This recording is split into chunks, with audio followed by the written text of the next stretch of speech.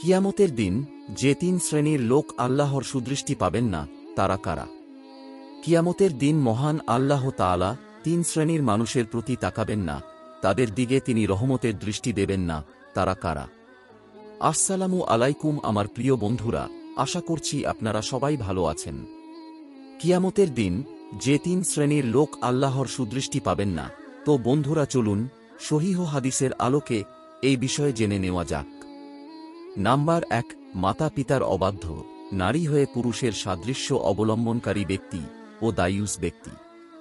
আব্দুল্লাহ বিন আমর থেকে বর্ণিত, তিনি বলেন, রাসূলুল্লাহ সাল্লাল্লাহু আলাইহি ওয়াসাল্লাম ইরশাদ করেছেন, মাতা পিতার অবাধ্য, মদ পানে আসক্ত এবং অনুদানের পর খোঁটাদাতা মানুষের দিকে আল্লাহ তাআলা কিয়ামতের দিন দৃষ্টিপাত করবেন না। মুসনাদ আহমদের ৬১১ নং হাদিস। দায়ুস ব্যক্তির উপর আল্লাহ তাআলা কিয়ামতের দিন দৃষ্টিপাত করবেন না। দায়ুস ওই ব্যক্তি যার স্ত্রীর কাছে পর পুরুষ প্রবেশ করে অথচ সে কিছুই মনে করে না, বরং চুপ থাকে। নাম্বার ২, মিথ্যা শপথ করে যারা পণ্য বিক্রয় করে। আল্লাহ তাআলা ইরশাদ করেন, নিশ্চয়ই যারা আল্লাহর সঙ্গে কৃত অঙ্গীকার এবং নিজেদের শপথকে তুচ্ছ মূল্যে বিক্রয় করে এরা আখিরাতের কোনো অংশই পাবে না।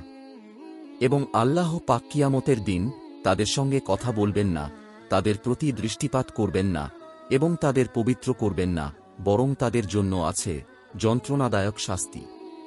সূরা আলে ইমরানের ৭৭ নং আয়াত। নাম্বার ৩, সমকামী ও পায়ুপথে সঙ্গমকারী ব্যক্তি। আব্দুল্লাহ ইবনে আব্বাস রাদিয়াল্লাহু আনহু থেকে বর্ণিত, তিনি বলেন, রাসূলে করিম সাল্লাল্লাহু আলাইহি ওয়াসাল্লাম ইরশাদ করেছেন, আল্লাহ তাআলা কিয়ামতের দিন ওই ব্যক্তির দিকে দৃষ্টিপাত করবেন না যে ব্যক্তি পুরুষের সঙ্গে কিংবা স্ত্রীর সঙ্গে পায়ুপথে শারীরিক সম্পর্ক স্থাপন করে।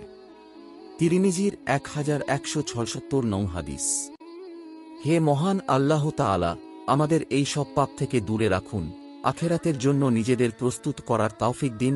হে মাওলায়ে কারীম, তুমি আমাদেরকে এমন অবস্থায় দুনিয়া থেকে বিদায় নেওয়ার তৌফিক দাও যে অবস্থায় কারো কোনো হক আদায় করা আমাদের বাকি থাকবে না, না আল্লাহর হক না বান্দার হক। আমিন। তো আমার প্রিয় বন্ধুরা, আমাদের আজকের এই ভিডিওটি এখানেই শেষ করছি।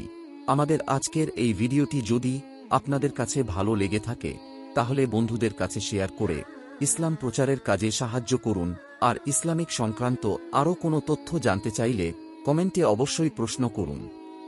তো সবাই ভালো থাকবেন, সুস্থ থাকবেন। আল্লাহ হাফেজ।